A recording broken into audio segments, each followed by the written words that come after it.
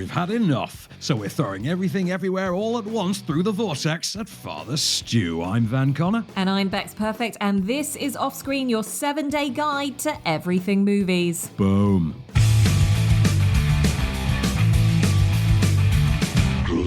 Welcome to Offscreen. We're keeping things cinematic for you, taking you through all the movies on the big screen, the small screen, and everything in between. Van, we are starting with the big screen, though. We've got not as many as we normally would movies this week. Not quite sure why, but I'm sure we'll come on to that when we go into our second round of movies this week. But let's kick off with Vortex, which is a French movie. It's available as of today and it's rated 15. It is about the last days of an elderly couple living through dementia. Heartbreaking, harrowing is the illness. And the movie is very odd, I think, in its layout. Don't you think that? You had the pleasure of seeing this, I see. Well, Yeah. pleasure, displeasure, whichever you want to pick. First of all, Gaspar Noé movie. Now, we haven't got a clip, obviously, because it's in French. We should stress as well that said couple, I can't believe you glossed over this one, because, well, I mean, one of them is Dario Argento. So there's that. Also, Francois Lebrun as his wife, and great performances. Like really, you can't fault the performances, but they are largely dialogue free as well. This is mostly an art piece, I would say, as opposed to. Yes. I mean, if you want to get into auteur theory, what is and isn't cinema, etc., have at it. Not really our remit, but this is genuine. This is art house drama that explores dementia. Don't go into this looking for, I want the French version of Anthony Hopkins in The Father, because you are certainly not getting that here. This is, for one thing, a much more muted, a much more nuanced, a much more expressive film that is in no way as verbal. No, and it's filmed in a really odd, artistic way, I would say. Oh, Gaspar Noé, Yeah, you got two frames essentially that look into almost like you're peering into the lives and following both characters around as they go about their stuff. So it kind of starts off with them going about shuffling around papers, working in offices, sort of starting their day. It's all that kind of stuff. But it's which I find a little bit jarring to watch it in that way. It's not really my cup of tea. And it is, oh gosh, I can't remember. It's like 2.5 hours long. It's 222, very long. I think. Yeah. 222, yeah. Really, really long movie for essentially something that is, like you say, quite muted throughout, which I have to be honest, I struggled with. To be really honest with you, though, Bex, I mean, neither you nor I are clearly going to be the demographic for this, because the demographic for this is very clearly who wants to see a movie starring Dario Argento about dementia, because it's not going to be a horror movie. If someone tells you Dario Argento is starring in a Gaspar Noé movie about dementia, odds are the kind of person that gets excited by that prospect as a work of cinema is going to be the only kind of person who'll enjoy it or find the real appreciation in it, to be honest. And don't get me wrong, I like my Gaspar Noé a little bit more sensational. I was a big fan of Love 3D. I think that was 5 years ago. Was that 5 years ago? Did we see Love together? I can't remember. I didn't see it. I haven't seen it. That was the one with all the graphic, unsimulated sex that he had insisted was filmed in 3D and then went over the top. And they actually insisted that the press show was in 3D. And you know how rare that is, that they actually wheel out the... Yeah, that was... I mean, it was obscene, but it was just hats off to him for boldness. This, I would say, is something a lot closer to, I would say, what you described as something that's been prescribed for pedigree, something that I think has been precision crafted. I want this to be my awards winner, and I think that is visible through it. Whether or not it ever will, I think the window must have closed on that. Surely we must be getting it last in this country. Yeah, maybe, and I mean, this is not going to be a widely distributed movie. This is going to be you have to seek this one out. Yeah, well, but the thing is that if you want to go and watch this, you're going to have to go and seek it out. This is not going to be something that you're going to walk past a poster for and kind of be like, oh yeah, that piques my attention. Well, let's talk about one that is going to get some posters. I think it's got one or two around with the two different faces of Mark Wahlberg adorning it. I told you just off mic that I nearly paid money in the US to see this like a month ago, just to save myself, a trip to and from London this week.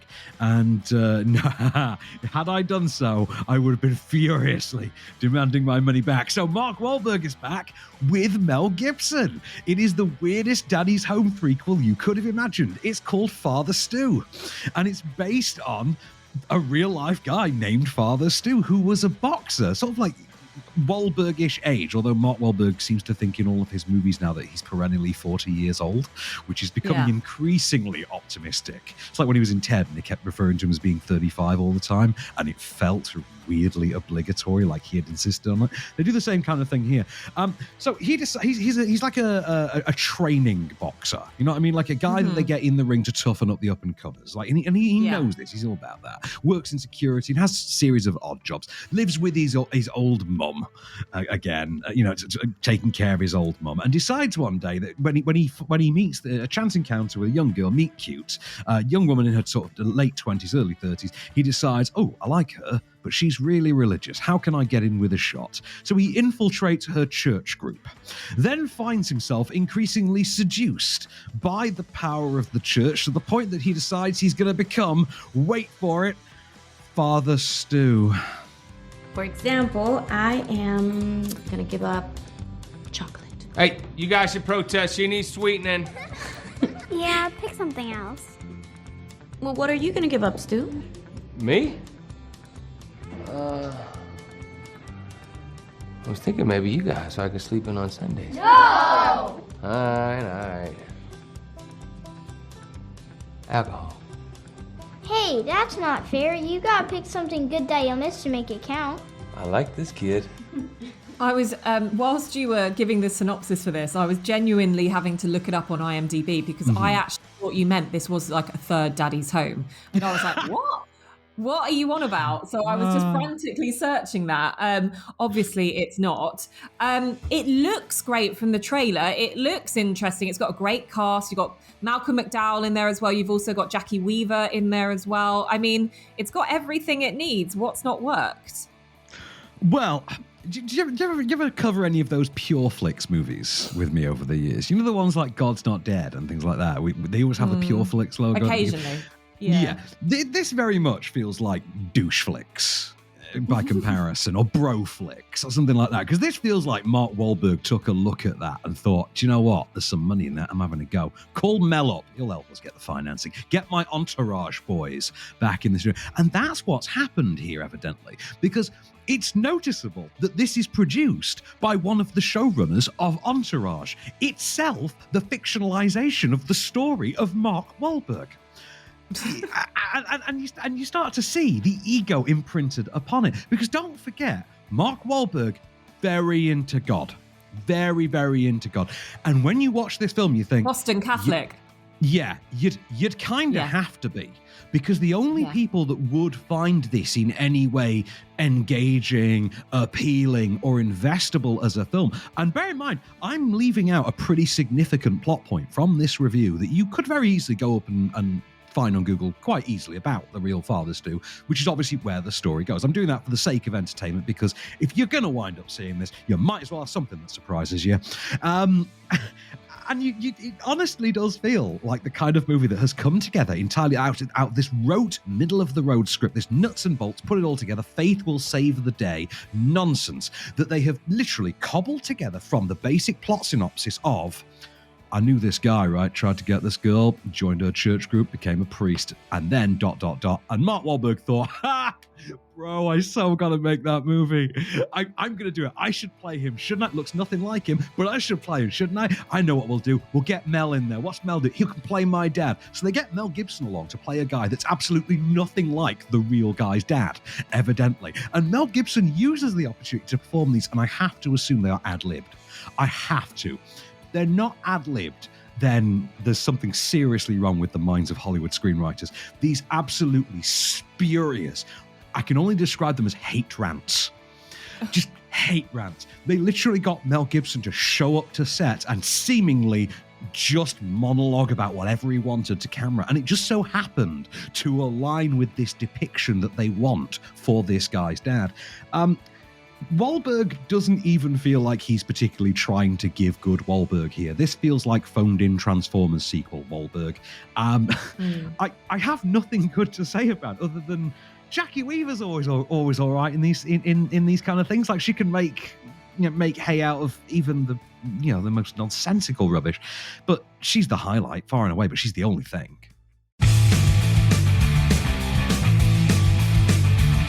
Welcome back to Off Screen. We are keeping you on the big screen, and we're keeping you on the big screen with Michelle Yeoh, and a film that I know Van has been very, very excited to talk about in the not too recent past. He's been waiting for this week where he can give this a good old review, and we've got it for you now. It is Everything Everywhere All at Once. Van, over to you, my friend. You know the best part? I can't help but give them credit for the title of this, because if ever a title so perfectly summed up a movie, it is Everything Everywhere All at Once. Okay, so this is best described as by all obvious visual impressions, it seems like a sort of come out of nowhere, independently made, relatively low budget sci-fi fantasy action comedy starring Michelle Yeoh as a woman named Evelyn Wang.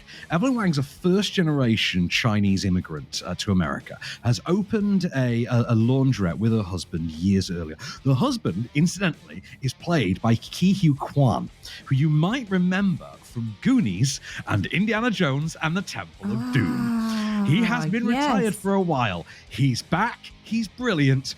Welcome back, sir. You have been missed, clearly. Okay, he is her husband. Now, what happens is they are under investigation by the IRS, by an overzealous IRS auditor, played by Jamie Lee Curtis as Deirdre, and I'm trying to remember her surname, Beaubeard or something like Beaubearder or something like that, I think her name is. But this is meant to be this sort of geriatric, very unappealing, slovenly kind of... Beaubeardre. Beaubeardre. Yeah, sorry, that's it. Deirdre Beaubeardre. That's it. Deirdre Beaubeardre. Yeah. I couldn't remember. Right. So they're under investigation by overzealous IRS auditor. In the meanwhile, Evelyn's own daughter, Joy, who has been raised her whole life in the US, quite westernized by comparison, is a gay college-age girl who is having trouble getting her family to accept her girlfriend and her partner as an actual fixture in her life. As if that wasn't enough, there's also Grandad coming into the mix. Grandad, who's played by, brace yourself for this, none other than bloody James Hong. This week's winner of Hollywood Walk of Fame. Walk of Fame, 93 years old. Yeah, amazing. James Hong, probably still best known to audiences as Kung Fu Panda's dad, although to me Cassandra's from Wayne's World and Big Trouble in Little China. No, for me, he's David Lopan from Big Trouble in Little China. Big Trouble in Little China, yeah, that's like the third one for me on the list. But he's coming into the mix as well, and all this is going on, and then all of a sudden Evelyn discovers that her so-called ordinary, stifled, put-upon failure of a life actually makes her a little bit unique. You see, she's the only Evelyn in the existence of the multiverse to have accomplished nothing with her life. And it turns out this makes her the only person in the universe with the necessary power to actually travel to and inhabit the bodies of all of her other multiverse variants, assuming all of their knowledge, abilities, skill sets, and powers that will enable her to save the multiverse from this warlord-like villain who is in fact a variant of her own daughter. It's so weird, it's so bizarre, but I've got a clip for you to set up just how bonkers this will all seem. What's happening? Evelyn, I'm not your husband. I'm another version of him from another universe. I'm here because we need your help. Very busy today. No time to help you. Across the multiverse, I've seen thousands of Evelyns. You can access all their memories, their emotions, even their skills. There's a great evil spreading throughout the many verses. And you may be your only chance of stopping it. Don't make me fight you. I am really good. I don't believe you. What is it that Marvel has done recently to kickstart everything? Everything is about a multiverse now, Right. Like, This now you can be forgiven for thinking that, because yes, obviously there is that going for it. It's coincidence in this case. Now, the writer-directors of this, who are credited as Daniels, plural, consist of, I think it's Daniel Scheinert and Dan Kwan. And they had been writing this for the better part of a decade, and every now and again would apparently get close to what they thought of as the great idea. This was written instantly for Jackie Chan, and was then gender flipped because they thought the story worked better if it was from a female perspective, and the husband was the sort of multiversy character that it created a bit of a better, it worked, created a better energy. And Michelle Yeoh then came into play. It's worth noting that one of the multiverses that she frequently visits to, the idea is that by passing through a multiverse, by skipping over one multiverse, that one that you skip, you still retain the powers and skills from. So you basically zip there and back, and you keep their powers, effectively. So she zips into a universe in which she is Michelle Yeoh and has Michelle Yeoh's career and skill set, and then zips back into her own body, and boom, she's a kung fu fighting Evelyn with all the skills of a real world Michelle Yeoh. It's absolutely brilliant. But the thing that had come about from the writing of this is every time they got close to the crystallizing the idea, something would come out in popular fiction that would then steal their thunder. And apparently the biggie here, and you can see it all the way through, to their credit, they roll with it, is Rick and Morty. And by all accounts, the pair of them had to stop watching Rick and Morty. And I know the specific episode they talk about in interviews. They say that there was an episode that came out, and when we saw it, we were just devastated. And we had to make a vow at that point to stop watching Rick and Morty. And then when we were done, we watched them all afterwards, and it was great. And fair play to them, not only because they got to binge some of the best episodes of Rick and Morty, but also because, at least they understood the game. And that they understand clearly within the script that has happened, and there is some fun with it. There's a lot of metatextual gaggery afoot, as you can imagine. There's the everything bagel, which elevates this whole thing to this sort of Gen Z philosophical level that then puts it in stark opposition with a much more occupationally driven older generation as well. There's loads of things running through this. Like I say, it is a movie that is about everything, everywhere, all at once for like 2 hours. And it's brilliant. I have nothing but love for it. I could watch this a billion times. It plays like... Do you remember Sorry to Bother You a few years ago? Oh, I remember hearing of it. I don't think I've seen it. Imagine the director of that was an art house filmmaker named Boots Riley. Imagine Boots Riley got to make Jet Li's The One, or Spike Jonze got to make The Matrix, and then those two babies met, grew up, and boned. This would be their kid. That's the best way I can describe this movie.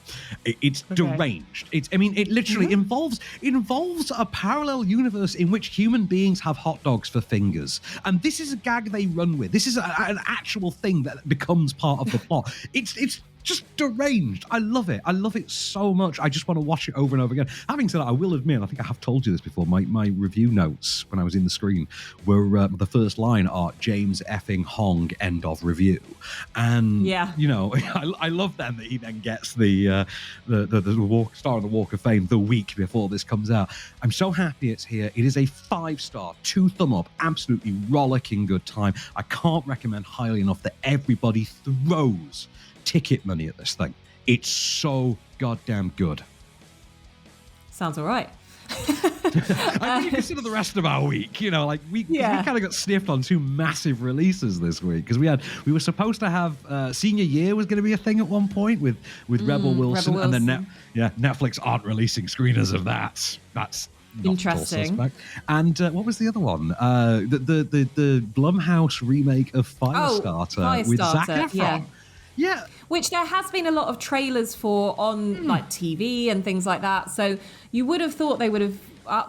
I remember looking at that trailer and going, God, this looks weird with Zac Efron playing the dad in it or whatever it was. It makes you feel old. It's all a bit strange.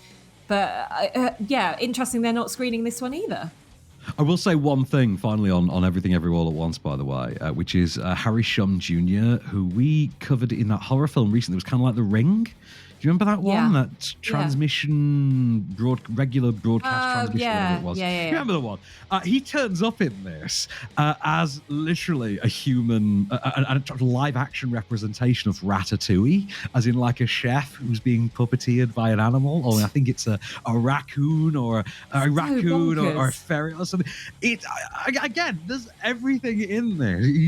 There's animation, there's video games, all sorts. Just I love Everything Everywhere All at Once so much. I keep glancing over, like I've got the IMDb page up on the iPad, and I just keep looking over, like I catch a name on the cast list. Oh, Jenny Slate. Oh, I remember her scene. It's so good, and I love the movie. I can't wait to go and see it again. Like, can we please, like, I know it's an A24 movie as well, which kind of tells you a lot about the sort of upper mid-brow that it's aimed at, kind of thing. But oh god, if there's a film of the, I mean, there is a film of the week. It's film of the week. There you go. Go and see Everything Everywhere All at Once, and do it anywhere, right now, everywhere.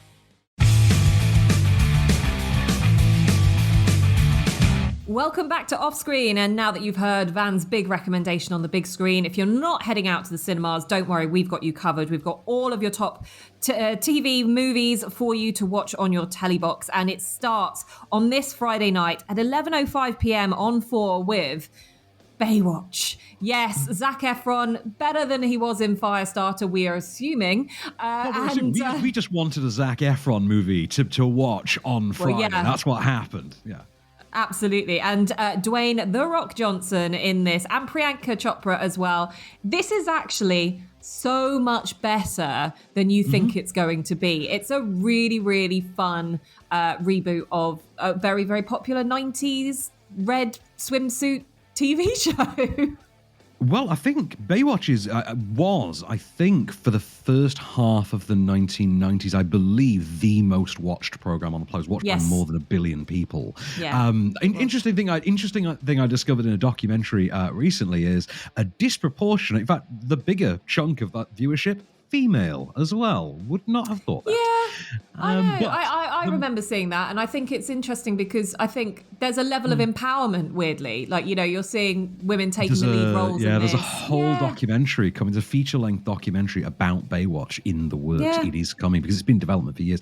But the thing with the movies, the movie goes down the route of the 2004 adaptation of Starsky and Hutch by Todd Phillips, which goes with, do you know what? We know the concept's goofy, but we're going to make it specific to itself. We're gonna give it a little bit of insincerity and fun. We're gonna poke lightly at it. We'll be a little bit meta. We'll just have a good time, and it works. And by virtue of focusing more on the comedy rather than the action thriller side of Baywatch, Baywatch was always more of a humorless action thriller. Yeah. It wasn't very self-aware. It was kind of like Knight Rider in that way, but of course, you know, what do you expect? It shares a star.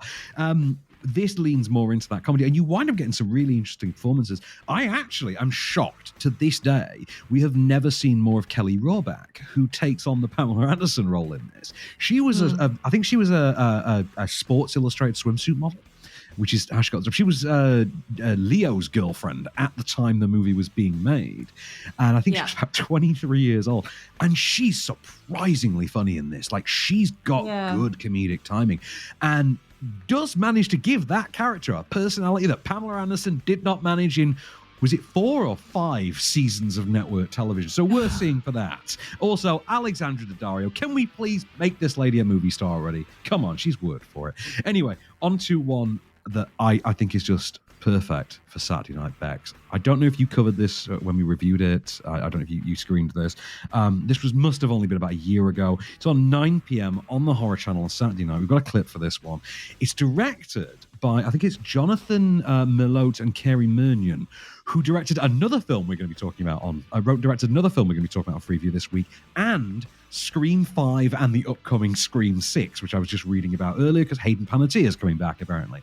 But their movie for Saturday night is, I think, their second biggie after the one we're going to talk about later. It's called Becky, and it's in which a 13-year-old girl, played by Lulu Wilson, has to effectively go all home alone in the woods on Kevin James, an evil neo-Nazi who's recently escaped from prison, along with his 2 pals.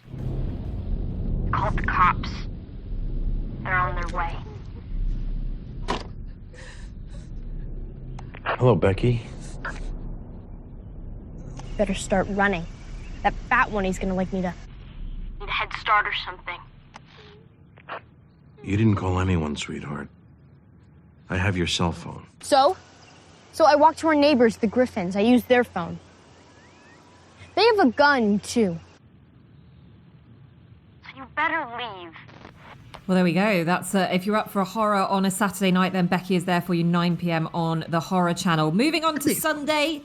Moving on to Sunday, we have Eddie the Eagle on Film 4, 6:40 p.m. A perfect Sunday movie. Taron Egerton, Hugh Jackman, the story of the iconic underdog that is Eddie the Eagle, and very funny, great performances, and a jolly nice watch. It's kind of what you want from a British movie, isn't it?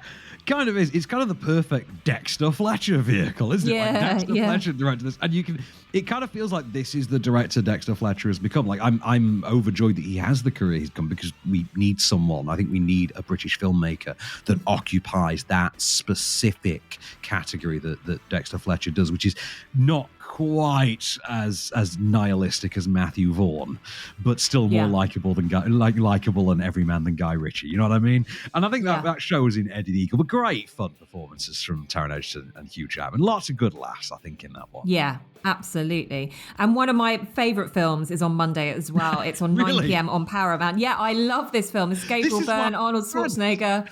Yeah, Robin Tunney. It is End of Days. This is where Gabriel Byrne is essentially the devil, and Arnold Schwarzenegger. Remind me again what is, because I always sort of think he's like the Terminator in this, and he's not, but he's like.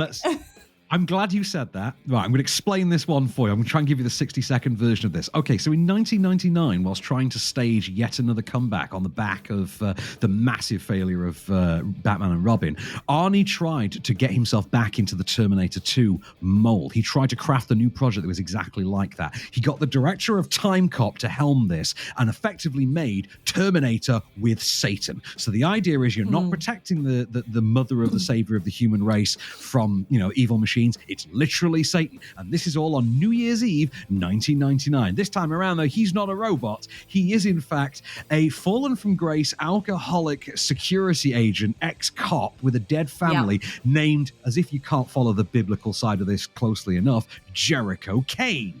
And this whole pursuing the Terminator 2 thing, by the way, went so far that they actually went and got Guns N' Roses back to give them a title track, hoping that, Guns N' Roses had their S, blank, blank, blank together enough at this point. And they didn't. And the track is abysmal. I can't even remember the name of it. It was truly abhorrent. But this is literally Arnie does Terminator with Satan. Yeah. You can also see Paul Bettany do a version of this in Legion. But End of Days, 9 p.m. Paramount, Monday night. What a banger. Some great scenes in this. Also, shout out CCH Pounder, yo. She's brilliant in everything.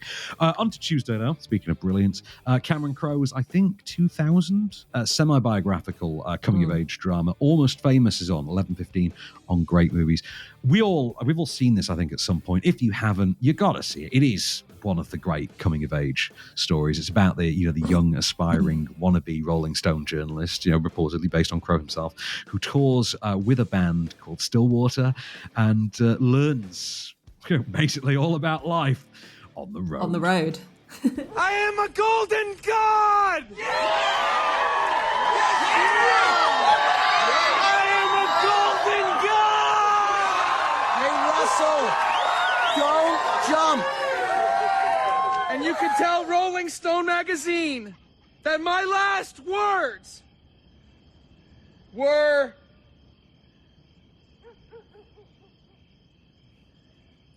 I'm on drugs! And of course, this is the movie that really did launch Kate Hudson into the spotlight. But great cast and crew. Billy Crudup is in that, and also Frances McDormand as well. Jason Lee, Anna Paquin as well, and Fairuza Balk. I mean, you're bringing out some real old school Mallrats, and also Mallrats and some Return to Oz classics that you got in there. So that is available for you to watch on Tuesday at 11:15 p.m. That's one to record if you're not going to stay stay up too late because it is a great film. Moving on to Wednesday, Van, we're going back to the Horror Channel. We're not only going back to the Horror Channel, we're going back to the same writer-directors as the last time we were on the Horror Channel. So before Becky, it turns out that Kerry Munyon and Jonathan Miller had made Cooties, which is the first film I encountered them on. This is the one we've got an all-star cast who are basically elementary school teachers, only for the kids to consume tainted chicken nuggets and become flesh-eating zombies. It's brilliant. It's such good fun. Alison Pill, Elijah Wood, Rainn Wilson, Lee Whannell, hell of a guy. Jack McBrayer in this as well. Like, I this is one I will go back and watch again every like year or so since it came out. It's only three or 4 years old. Good fun. If you want a good nasty sort of zombie comedy with like possessed children, look no further. This is an absolute banger. But again, this is one that I think to end our week, one that I think a lot of people consider one of the big bangers of the century. It's Daniel Craig's introduction as the then rebooted and somewhat noticeably grittier James Bond in Casino Royale, which is on Thursday night on ITV4 at 9 p.m. We've got a clip for this one, but Bex, do you remember what Casino Royale was about? Because I barely do anymore. Well, it's the brooding Daniel Craig one. It's the one that I think a lot of people class Daniel Craig as the best Bond movie that he actually was in. And I think I kind of tend to agree with that in some respects. Yeah, what one's your favourite then? Skyfall. Every time Skyfall's the best one of his entire. In fact, I think Skyfall's the only one I would consider a really good movie, to be really honest, out of his entire tenure. I think you're in the minority on that one. This is obviously James's first mission as 007 in this, and he's just earned his 00 status, and he's got to basically defeat a private banker who's funding terrorists in a high-stakes game of poker at the very famous Casino Royale in Montenegro. So It's interesting to me now, looking back on this, and this has got to be one of the only times I can remember this. Got to be one of the big success stories where the Bond villain has become the breakout star, because this is the movie. And before we play the clip, but this is the movie that gave us Mads. By the cut of your suit, you went to Oxford or wherever, and actually think human beings dress like that. But you wear it with such disdain. My guess is you didn't come from money, and your school friends never let you forget it. Which means you were at that school by the grace of someone else's charity, hence the chip on your shoulder. And since your first thought about me ran to orphan, that's what I'd say you are. Well, you are. I like this poker thing. And that makes perfect sense. Since MI6 looks for maladjusted young men who give little thought to sacrificing others in order to protect Queen and country. You know, former SAS types with easy smiles and expensive watches. Rolex? Amiga. Beautiful. I love that. I think you get a lot of vulnerability from James Bond in this, something that we hadn't really seen before. Eva Green is obviously brilliant in it. And also, I think the importance of Casino Royale is that you do constantly see the reference back to Eva Green's character in other movies as well. So just to show sort of how important that relationship was. Anyway, that is... enjoyed that weekend. Yeah.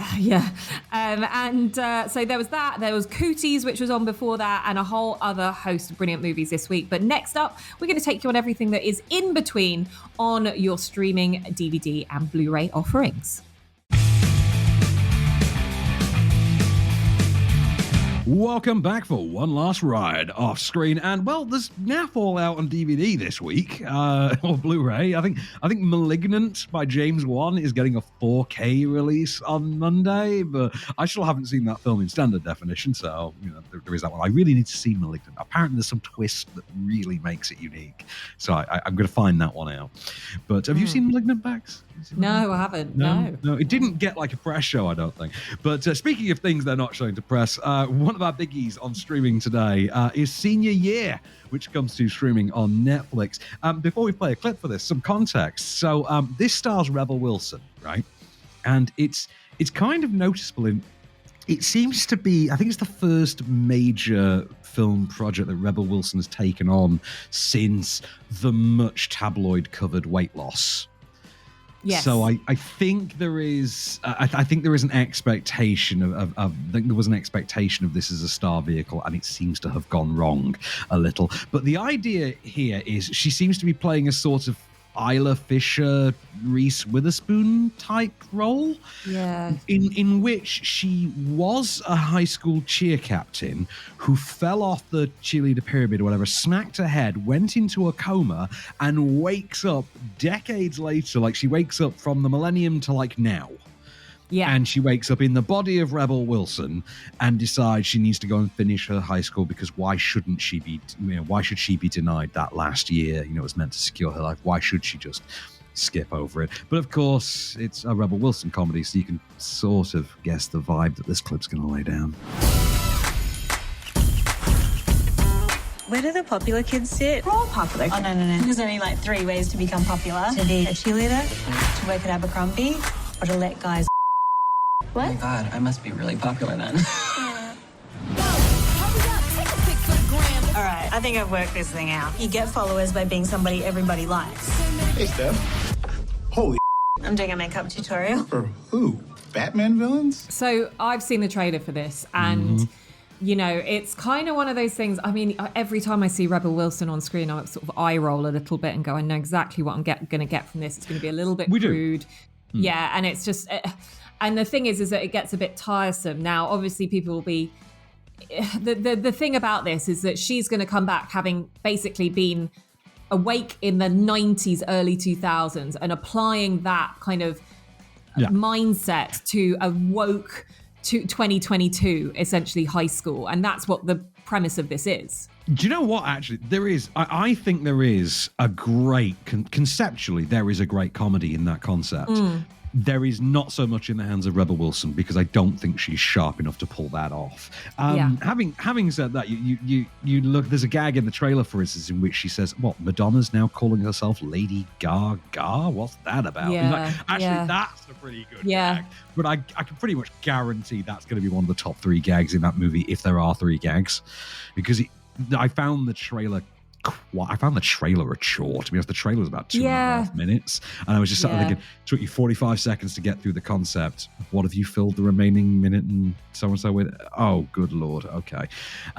Again, you feel like if we had got the Rebel Wilson, Isla Fisher version, the Reese Witherspoon, Isla Fisher kind of version of this, the Margot Robbie version of this, you got the any other version of this, I feel like we may have got something slightly funnier. Yeah, I'm with you.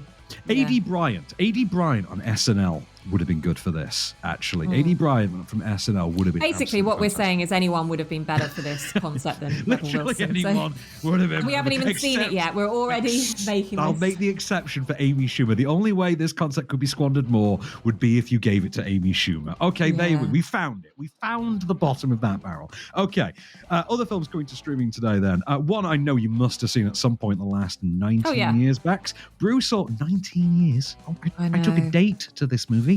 Oh my God. My God. Bruce Almighty is on Disney Plus. Yeah.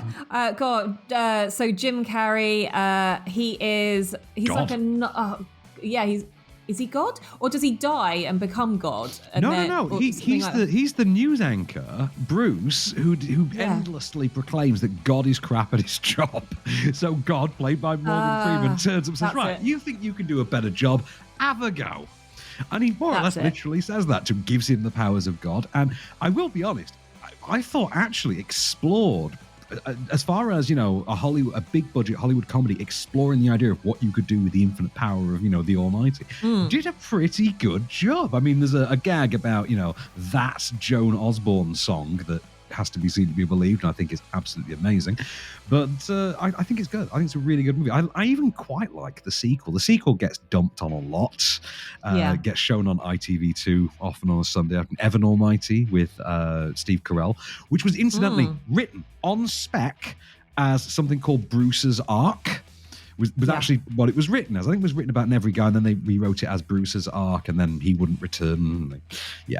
For some reason, he would do a sequel to Sonic the Hedgehog, but not Bruce Almighty. But anyway, you can see the original Bruce Almighty on Disney Plus from today, along with, and I think we watched this one together, Bex, Ewan McGregor in Goodbye Christopher Robin. Do you remember this one?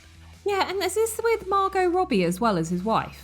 Yes, Margot Robbie as well, and this is the one that explores the relationship between between A.A. Milne A.A. Milne, who wrote Yes. Winnie the Pooh, and his son, who, of course, as the movie will tell us, and the clip we're about to play, was the inspiration for Christopher Robin.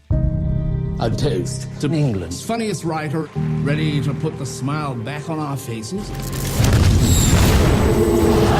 What do we fight that war for? Well, it is over. What am I doing about it? You're doing what you're good at, writing plays. Had enough of making people laugh. I want to make them see. I need to get out of London, somewhere quiet and trying to think for once. You're going to live here. This is your new home. Mummy says you're writing a book to stop people going to war. I think your book is a jolly good idea. You're the only one that does. I'd really like if you wrote a book for me. I'd definitely read it. Shall we go for a walk? Aren't you working? It doesn't seem likely. Why am I confusing Domhnall Gleeson with Ewan McGregor? I was listening to that entire clip thinking, Ewan McGregor sounds You know weird. why? It's Domhnall Gleeson. No, do you know why? I was just about to say there were 2 Winnie the Pooh based movies that came out at around the same time. Yes, they Yeah. found Neverland, didn't they, with 2 Winnie the Pooh movies. Yeah. I remember around the time. I can't remember what the other one was now. I can't think of it either. I know. Wasn't that like Robin or something like that? But anyway, But one of them had the animations. One of them had the animations in it, and one of them didn't. I can't remember which one's which, but I know we thoroughly enjoyed this. Yeah, this one we enjoyed. I think it was the Ewan McGregor one that was drippier. Then this is the better one. Okay, thank God. I think the Ewan McGregor one, incidentally, is the Disney one. So anyway, that's on Disney Plus as well from today. One last one for Disney Plus, and only because so many people don't seem to know this exists. How? Okay, right. No. It's not the TV show. We have to be very specific about this. Okay, No, I know. It's the 1992 movie.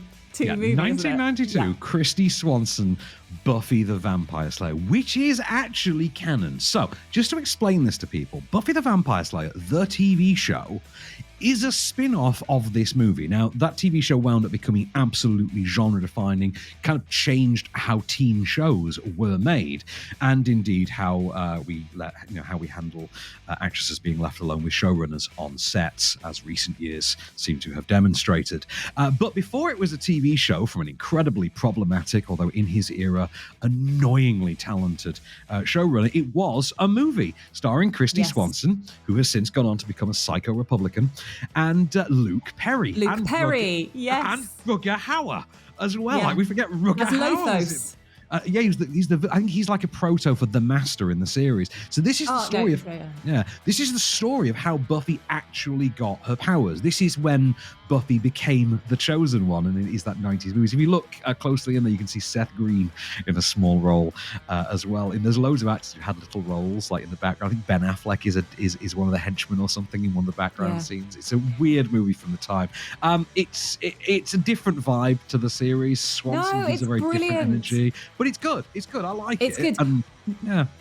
This is the movie that I, as a child, basically would go to the video shop and just get it every weekend, you know? It had that poster, didn't it? That iconic poster. the poster. She's holding the blade, and then Luke Perry's behind her. Yeah, I get this. I also adopted a tortoise at one point and called it Lothos because I was so obsessed with the film. So there you go. There's a bit of knowledge for you. So I will be revisiting this on Disney Plus as of today. And so I actually think where we've got real strength this week is obviously Everything Everywhere All at Once. But actually, we've got some great picks on your telly box and also on on Disney Plus that are coming out today as well. So really, really exciting to see all of that. Next week, though, we have The Road Dance, The Innocents, Benediction, and Chippendale Rescue Rangers. Yes, speaking of Disney Plus, yes, the Chip and Dale Rescue Rangers movie is out next Friday.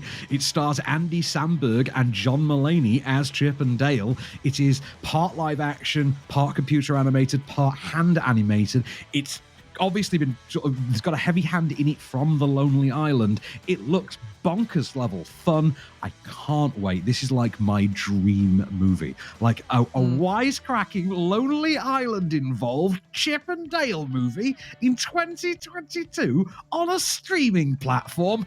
Ooh, take my subscription money, Disney. So that's all to come next week. But for now, I've been Van Connor. And I've been Becks Perfect, and we shall return.